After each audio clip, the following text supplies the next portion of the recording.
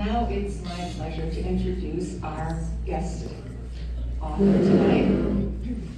Clay Smith is a playwright, actor, director, photographer, trivia host, recovered English teacher, and all-around ne'er-do-well in Prescott, Arizona, where he shares a house with his small family and 3 terrible cats. He has written, we won't tell them who said that. He has written 2 full-length plays, Destiny Checks In and Threads, both produced at PCA, may it rest in peace. And then Satan, You Snake is his first novel. So let's give him a very warm,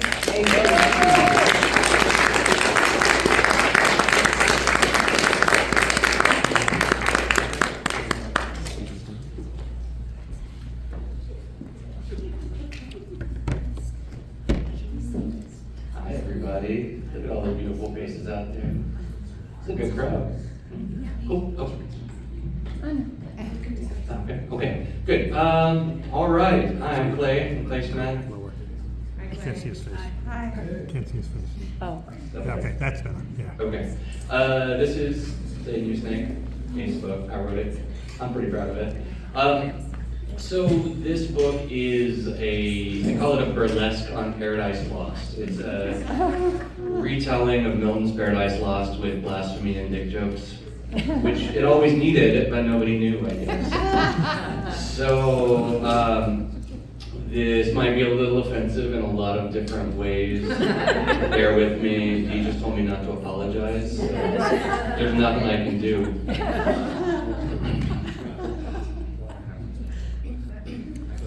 Your mom's here, so it can't be that. My mom is here, and it is.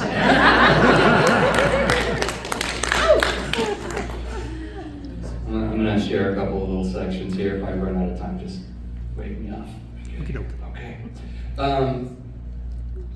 So this section this is right after Satan has left hell to go find his way to earth where these new creatures are. And while he's doing that, the demons that were left behind in hell are exploring and trying to figure out what this place is, because they're new here.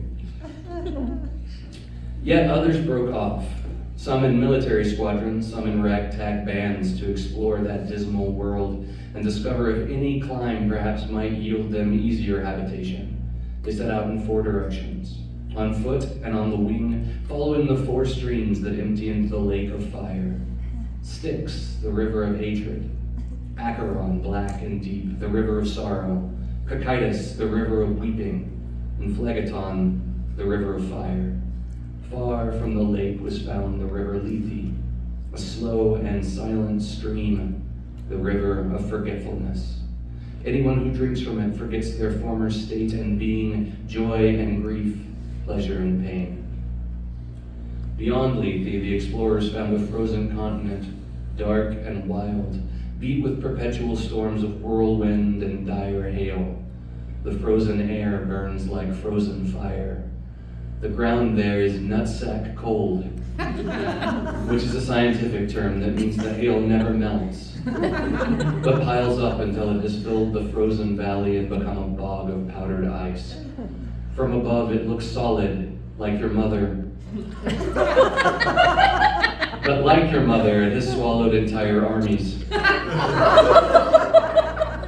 my God. At this time, I'd like to remind you all that while hell was the new and shitty home of these new-made and shitty demons, humankind was on the cusp of existing. And when it finally did, everything would be beautiful until, spoiler alert, Adam and Eve eventually fucked up and ruined it for all of us. Anyway, once they brought death into the world and all our woe, and then began people to people the earth, people started dying. Their dust went unto dust, but as you probably know, their very undusty souls had to be stored somewhere, and unless they followed some pretty specific and arbitrary rules during their life fairly completely, hell was that place. To make things even more fun, those rules wouldn't be shared with said humans for several thousand years, so pretty much all of them, even the particularly good and wise ones, went to hell. Footnote, see Dante's La Divina Commedia for more details. Now, of course, the good news about Jesus is pretty readily available, so none of us really has an excuse.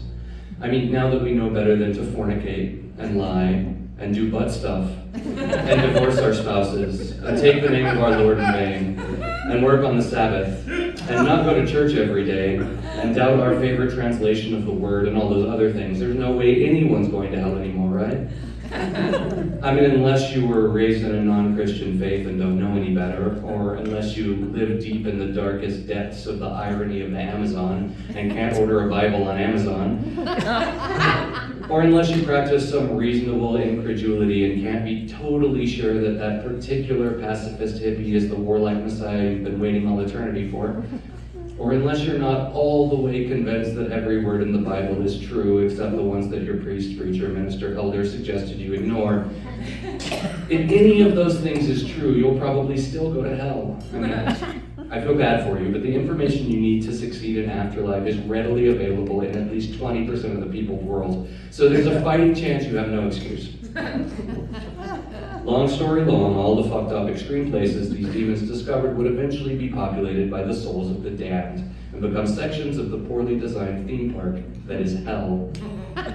Back to the icy one, we'll call it Popsicle Land, because that's what your dick turns into about the first 2 seconds.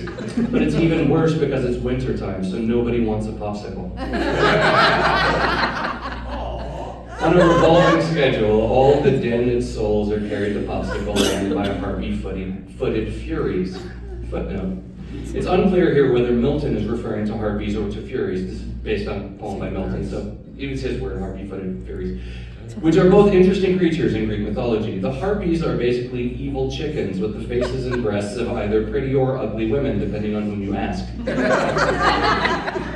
Some say their faces are wasted with hunger, but sometimes they're depicted as being kind of cute, so it's really hard to say which is more accurate. Basically, if they're angry at you, they steal your food and poop on any they can't steal, which you then, of course, can't eat because it's covered with poop, and harpy poop is the worst poop ever. So you're tormented by hunger and also the constant boner uncertainty, being like, ooh, she's sexy, and then like, ooh, she's pooping on my food. Furies, on the other hand, are women who chase around parasites, though with even more variation in supposed appearance. In fact, in my experience, most authors don't even talk about what they look like, but just kind of assume you know, because we've all offed a parent and had to put up with the Furies for at least a couple of months while we awaited trial. Milton's harpy-footed Furies at least have the feet of harpies. I guess the rest of them are up to your imagination. Of course, everywhere else in hell is rather hot, so in addition to all the torture of extreme cold, the sinners are subjected to the bitter change of fierce extremes, which is pretty fucked up, really. You're sitting in the furnace like, man, I could really go for a popsicle, and hell's like, abracadabra, it's your dick.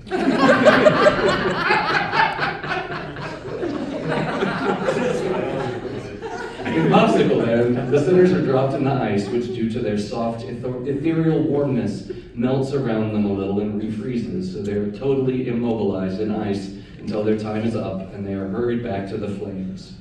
On the way, both ways because geography, they pass over the river Lethe, which makes their suffering even worse. They struggle as they fly over to reach the river with their little soul fingers, knowing that even one drop will make them forget all their pain and suffering, and the harpy-footed Furies knowingly get them super close so they can reach. But the water is tricky and runs physically away from their touch, just like it did for Tantalus, who would eventually be waist-deep in it for all eternity. Also, Medusa guards that shit, mostly unrelatedly, but just in case. Now back to our explorers. Upon seeing Popsicle Land, they shuddered, aghast with horror, and kept walking, finding nowhere the restful, idyllic fields they sought. They passed dark and dreary valleys, many a region dolorous, frozen in fiery mountains, rocks, caves, lakes, fens, bogs, dens, and shades of death. It was a whole nether universe of death and suffering, which was not ideal. God created it entirely evil, and its own function was evilness, where all life dies, death lives, and nature breeds monsters abominable, unutterable, and worse than fables have yet feigned or fear conceived. There were mythologically unattractive women pretty much everywhere. next segment. I don't know if I'm allowed to do this, but I'd really like a volunteer from my audience for this who's comfortable reading aloud. Yes, Reese, come on up, man.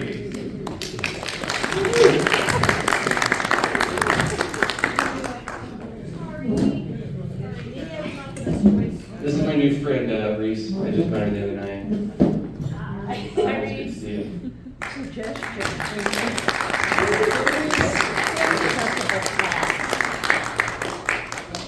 I'll sit down. This is taped to the stage. Yeah, it is.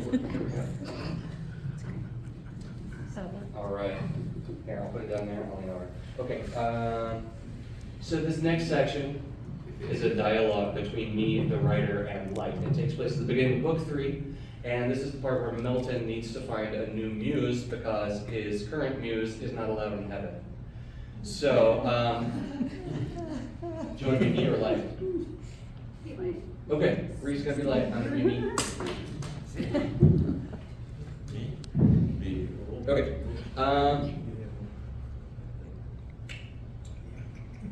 Wait a minute. Light, it's everywhere. I know for a fact, though I'm not sure how I know that there's light in the throne room of heaven. That there's light on God's face which sleepeth not pretty much all the time. It's the perfect muse. It's allowed into heaven, and I have access to it too to grill it about what it saw. Of course, the next step is to figure out how to communicate with it. Is it a particle or a wave? Science says it's both, so maybe I can use that. Pictures are made with light, and they're worth 1,000 words, so maybe something having to do with photography is the answer. I don't know, I'm just gonna try something. I strip off my Sriracha t-shirt and Star Wars pants and stand naked to the world in my kitchen, which is shielded from the world by walls and curtains. So let me revise that. I strip off my Sriracha t-shirt and Star Wars pants and stand naked to the mice, the ineffective kitten, and my small family, whose concern for my sanity is nonetheless not small. Light, I call out. The kitten runs under the couch. Why are you yelling? Light whispers in response. Oh, there you are. I didn't really expect that to work. Why are you naked? I felt sure it was the right thing to do a second ago. I'm not sure why I thought so. It's kind of awkward for me. Me too. At that point, I put my pants back on, but I leave my shirt off because frankly I'm lazy. So I continue. So, Light, you pretty much get to go everywhere. Well, not everywhere. Heaven? Obviously heaven, yeah. I thought you meant in the butt. No. You know, where the sun don't shine. No, right. It's just because, like, you get to go everywhere, and I'm like, well, not in the butt. I feign laughter, you know, because I need Light's help and I want it to feel good about itself. But I think it comes across pretty false. Oh, I see. That was a good one. Is it because I said butt? Did I go too far? What? No, of course not. Because you're the one who showed up naked. If you're gonna be all prudish about it, you probably shouldn't start conversations with your dick out. Good point. No, I wasn't offended. I just get a little hyper-focused when I'm nervous, and social cues aren't really very easy for me. Yeah, that came across. Sorry, Light. It's okay. I guess I'm a little nervous too. I don't talk to people very often. Why is that? Generally, they're kind of boring. They don't really have much to offer. I mean, I've literally seen it all. Yeah, about that, I was wondering if you could give me some intel. You see, I'm writing this book about Satan and hell and stuff. Can't help you there. I don't go there. You've confused me with visible darkness. But yeah, I'm mostly just making that part up. Bold. I like it. We might get along. As I say, hell's taken care of, but I need to know what goes on in heaven, where you can go, but I can't. Ah, I see. I know all about heaven. I've been there since the beginning. So I've read. In the beginning, God said, "Let there be light," and there was. And I was good. Yeah, you were. So you just need me to go up there and see what's happening and come back and tell you? Approximately, but it's more a historical thing. When are we talking? The dawn of man. We can do that. There's something I have to clarify first, though. I don't want you to be disappointed. What's that? All that Darwin stuff, Yeah, evolution, natural selection and all. it's all crap. But it's observable. It's in the fossil record. A hoax.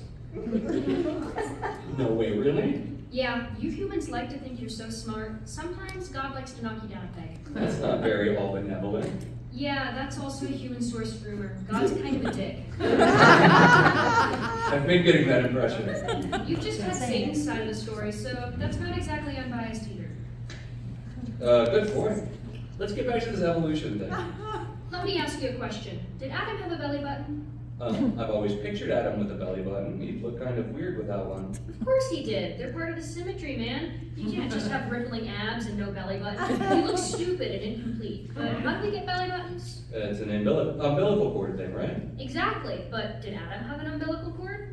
I kind of see what you're getting at. If he was made instead of birthed, he wouldn't have had an umbilical cord. If he didn't have an umbilical cord, he wouldn't have a belly button. Since he obviously had a belly button, he... Was a fraud. That's right. So if Adam was made with a belly button and a record of the birthing process, why not have rocks ready-made with fossils in them, am I right? Thank God. Hold the bull right over your eyes. But what's the point? God wants us to believe in him, right? So why give us evidence of a non-biblical beginning of time? Well, that seems obvious, doesn't it? Does it?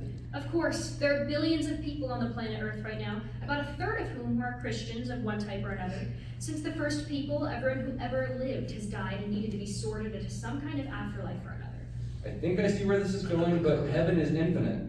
Which leads to some pretty absurd sprawl. You take infinite space, give everyone a mansion and a swimming pool, and before you know it, you've got days of travel before you can get to a friend's house. Not to mention the supermarket. It's hard to convince people that's paradise when it's so wildly inconvenient. So God lied to decrease the number of people who believe in him so the population of heaven would grow more slowly, leading to a more reasonable heaven. I guess that makes sense, but there's one thing I don't understand. Why would God want to surround himself exclusively with people who ignore the evidence around them in favor of faith in biblical revelation? Aren't they a bit, well, daft? Some of them are very smart. The word you're looking for is credulous. God has a long history of giving people simple instructions and watching them fail. Don't eat the apple. Don't lead a violent revolt against my throne. Don't do butt stuff, etc. So he changed his tack. You see, if you're appreciated by everyone, it's a little easier. Wait, did I say something? See, if you're willing to play the numbers game rather than trying to be appreciated by everyone, it's a little easier to feel successful. But God wanted to make sure. So instead of one simple instruction, he gave people hundreds of pages of complicated and contradictory instructions. And we're out of time. Thank you all so much. Thank you.